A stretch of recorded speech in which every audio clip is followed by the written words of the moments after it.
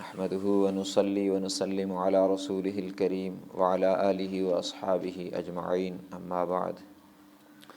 فأعوذ بالله من الشيطان الرجيم بسم الله الرحمن الرحيم يتلون آيات الله آناء الليل وهم يسجدون وقال النبي صلى الله تبارك وتعالى عليه وسلم القرآن حجة لك أو عليك او كما قال النبي صلی اللہ تبارک و تعالی علیہ وسلم صدق اللہ وصدق رسولہ النبی الکریم۔ حاضرین گرامی قدر، آداب تلاوت کے حوالہ سے ہماری گفتگو جاری ہے۔ تلاوت کے کتنے طریقے ہیں وہ عرض کیے تھے، اور یہ کہ تلاوت شروع کرنے سے پہلے اعوذ باللہ من الشیطان الرجیم پڑھنا ضروری ہے، اور بہتر یہ ہے کہ قرآن پڑھتے وقت اس طرح بیٹھیں تشہد کی حالت میں۔ لیکن اگر ایسا بیٹھنا مشکل ہو، آسانی سے نہ ہو سکے، تو جس طرح بھی آسان ہو بس اس شکل میں بیٹھیں کہ جو باادب صورت ہو۔ ظاہر ہے جو لوگ معذور لوگ ہیں وہ کرسیوں پر بیٹھتے ہیں، تو ان کے لیے وہی باادب صورت ہے۔ تو کسی بھی طرح قرآن جب پڑھنے لگیں تو کوئی بھی ایسی حالت اختیار کر سکتے ہیں جو بے ادبی والی نہ ہو۔ تو اس طرح بیٹھ کے قرآن کریم کی تلاوت کریں، اور اگر درمیان میں کوئی بات کرنے کی ضرورت پیش آ جاتی ہے تو قرآن کریم کو بند کر کے پھر بات کریں، اور پھر اعوذ باللہ من الشیطان الرجیم پڑھ کے دوبارہ سے تلاوت کا آغاز کریں۔ بعض لوگ باتیں کرتے ہوتے ہیں، قرآن سامنے کھلا ہوتا ہے اور وہ باتیں کر رہے ہوتے ہیں، تو یہ بے ادبی میں آتا ہے کہ قرآن کھول کر ہم اپنی باتوں میں لگے ہوئے۔ اسی طرح اگر آپ پڑھ رہے ہیں، اوپر سے آنے والوں کو چاہیے کہ پڑھنے والے کو سلام نہ کریں، لیکن اگر کسی نے سلام کیا اور آپ نے وعلیکم السلام کہا تو پھر اعوذ باللہ من الشیطان الرجیم پڑھ کے دوبارہ تلاوت آگے شروع کریں، اگلی جو آیت ہے۔ ہاں، اگر کوئی ایسی بات ہوئی جو قرآن سے متعلق ہے تو پھر اعوذ باللہ پڑھنے کی ضرورت نہیں۔ مثلاً آپ پڑھ رہے تھے، کوئی آیت آپ کو بھول گئی، آپ کو سمجھ نہیں لگی کہ یہ کیسے پڑھتے ہیں۔ مثلاً مجھ سے پوچھا کہ اس کا پڑھنے کا کیا طریقہ ہے، اس کو کیسے ادا کرتے ہیں، وہ بتا دیا کہ اس کو یوں پڑھتے ہیں، پھر آپ نے اسی طرح پڑھ دیا، تو اس میں چونکہ یہ بات قرآن سے متعلق ہے، اس لیے اس میں دوبارہ اعوذ باللہ وغیرہ پڑھنے کی کوئی ضرورت نہیں۔ اب آداب میں ایک اہم ترین چیز ہے جو واجب ہے، وہ ہے سجدہ تلاوت۔ سجدہ تلاوت قرآن کریم میں کل 14 ہیں۔ پہلا سجدہ 9ویں پارے میں سورہ اعراف کی آخری آیت پر ہے، اور دوسرا سجدہ 13ویں پارے میں سورہ رعد کے دوسرے رکوع میں ہے، اور تیسرا سجدہ 14ویں پارے کے نصف پر ہے سورہ نحل میں۔ چوتھا سجدہ 15ویں پارے میں بنو اسرائیل کے آخری رکوع میں ہے، اور پھر آگے 16ویں پارے میں سورہ مریم میں سجدہ ہے، اور پھر سورہ حج 17ویں پارے میں سجدہ ہے جو رات کو ہم نے پڑھی تھی، اور پھر 19ویں پارے میں 2 سجدے ہیں۔ پہلا سجدہ سورہ فرقان میں ہے، سیکنڈ لاسٹ رکوع کی آخری آیت پر، اور دوسرا سجدہ سورہ نمل میں ہے، سورہ نمل کے دوسرے رکوع کے اینڈ پر تقریباً جا کے وہ دوسرا سجدہ ہے۔ پھر 21ویں پارے میں سورہ الف لام میم سجدہ کے دوسرے رکوع میں ایک سجدہ ہے۔ پھر 22ویں پارے میں کوئی سجدہ نہیں۔ 23ویں پارے میں سورہ صاد کے دوسرے رکوع میں سجدہ ہے، اور 24ویں پارے کے آخری رکوع میں پھر سجدہ ہے، اور پھر 27ویں پارے میں سورہ نجم کی آخری آیت پر سجدہ ہے، اور پھر سورہ آخری پارے میں سورہ انشقاق میں ایک سجدہ ہے، اور ایک سورہ علق میں سجدہ ہے۔ یہ 14 سجدے ہیں۔ اس میں جو سورہ حج کے آخر میں 17ویں پارے میں سورہ حج کے آخر میں جو سجدہ لکھا ہے آخری رکوع میں، وہ نہیں ہے، وہ عند شافعی وہاں بعض قرآنوں پر لکھا رہتا ہے۔ اس کا معنی یہ ہے کہ امام شافعی رحمہ اللہ کے ہاں تو وہ سجدہ ہے ان کی رائے میں، لیکن امام اعظم ابو حنیفہ نعمان بن ثابت رحمہ اللہ کی رائے میں یہ سجدہ نہیں ہے، کیونکہ اس میں ہے یا ایھا الذین آمنوا ارکعوا واسجدوا، کہ ایمان والو رکوع کرو اور سجدہ کرو، تو یہ رکوع اور سجدہ دونوں کا اور نماز کا بیان ہے، اس لیے وہ یہ سجدہ نہیں ہے۔ باقی جو میں نے جگہیں بتائی ہیں ان جگہوں پر سجدے ہیں۔ اب حکم اس کا یہ ہے کہ جو ہی آیت سجدہ تلاوت کریں تو بہتر اور افضل یہی ہے کہ فوراً سجدہ کریں، چاہے وہ نماز میں ہو یا نماز سے باہر ہو۔ آیت تلاوت کی تو افضل اور بہتر یہی ہے،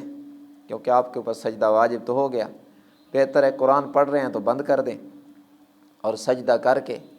دوبارہ شروع کریں۔ اور اس سجدے میں کوئی ہاتھ اٹھانے کی کوئی ضرورت نہیں ہے، بس آپ سجدے کی نیت کریں، اور نیت بھی دل میں، اور اللہ اکبر کہہ کر سجدے میں جائیں، 3 تسبیحات پڑھیں سبحان ربی الاعلیٰ کی، پھر اللہ اکبر کہہ کے سر اٹھائیں، کوئی سلام پھیرنے کی بھی ضرورت نہیں ہے، بیٹھے بیٹھے کر لیں، یا آپ کھڑے ہو کر سجدے میں چلے جائیں اور پھر کھڑے ہو جائیں، تو ہر طرح جائز ہے، اس میں کوئی شرط نہیں ہے۔ قرآن پڑھتے ہوئے بیٹھ کے قرآن پڑھ رہے تھے، قرآن بند کیا وہیں پر سجدہ کر دیا، پھر دوبارہ بیٹھ کے وہیں پڑھنا شروع کر دیں، اس میں کوئی سلام پھیرنے کی ضرورت بھی نہیں ہے۔ اس میں اب یہ ہے کہ اگر آپ تلاوت کر رہے ہیں، ایسی جگہ بیٹھے ہیں جہاں پہ آپ سجدہ کر نہیں سکتے، یا کوئی بندہ زبانی پڑھ رہا ہے اور اس کا وضو نہیں ہے، کیونکہ بغیر وضو کے پڑھنے کی تو اجازت ہے، ہاتھ لگانے کی نہیں ہے، تو اگر اس کا وضو نہیں یا کسی ایسی جگہ ہے جہاں پہ سجدہ کیا نہیں جا سکتا، لوگ گاڑی میں بیٹھ کر قرآن پڑھتے ہوتے ہیں یا کوئی ایسی جگہ ہے، تو پھر اس کو مؤخر کرنے کی بھی اجازت ہے، لیکن جب آپ ایسی جگہ آئیں جہاں پہ سجدہ کر سکتے ہیں تو فوراً اس سجدے کو کر لیں، وہ آپ کا سجدہ ادا ہو جائے گا، لیکن اس کو کرنا ضروری ہے، چھوڑ دیں گے تو آپ کے ذمے یہ رہے گا اور اس کا گناہ رہے گا۔ اس لیے جب بھی یاد آئے کہ اوہو میں نے سجدہ نہیں کیا تھا، چاہے آج کا سجدہ پرسوں یاد آئے یا 10 دن بعد یاد آئے، جب بھی آئے اس کو کرنا بہرحال ضروری ہے، یہ کرنا پڑے گا۔ ایک آدمی نے مثلا تلاوت شروع کی، اس کو آج پتہ چلا کہ اوہو یہ تو سجدے تھے، رمضان کے شروع سے پڑھ رہا تھا، تو اب حساب لگائے کتنے پارے پڑھ لیے، اس میں کتنے سجدے رہ گئے، سب کو کر لے، ایک ہی دفعہ بیٹھ جائے اور نیت کر لے سجدہ تلاوت کی اور کرتا جائے، 1 2 3 4 5 6، اگر پورا قرآن پڑھ لیا پورے 14 کر لیں اکٹھی، اس کی اجازت ہے، لیکن کرنے ضروری ہیں، نہ کریں گے تو گناہ ہوگا۔ اس میں ایک مسئلہ یہ پیش آتا ہے کہ بھئی آپ جو تلاوت سنتے ہیں، کوئی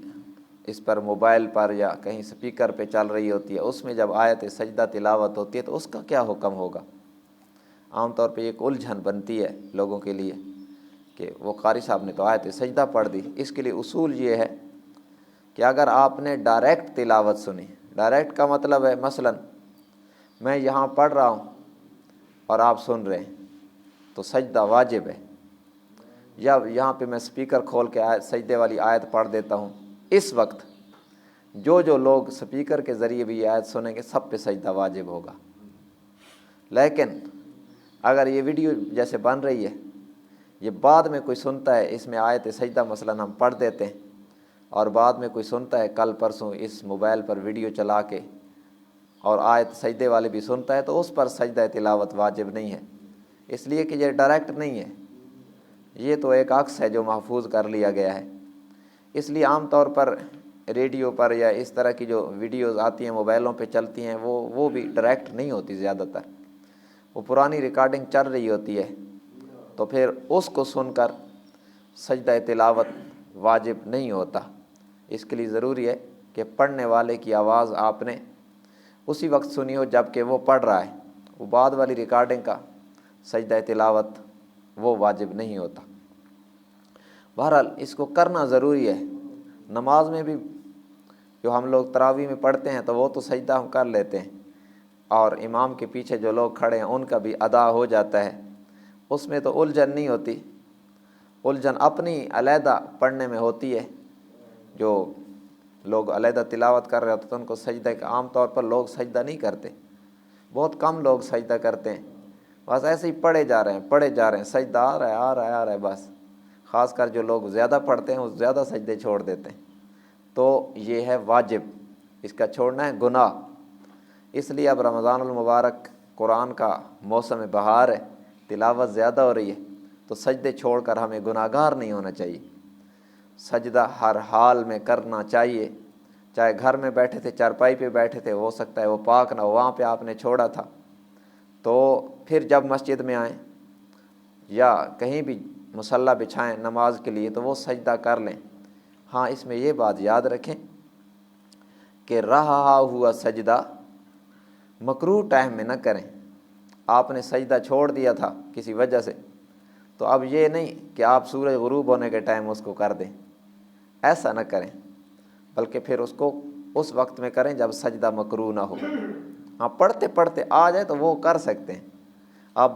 تلاوت کر رہے تھے عصر کے بعد پڑھ رہے تھے، سجدہ آ گیا کر دیں،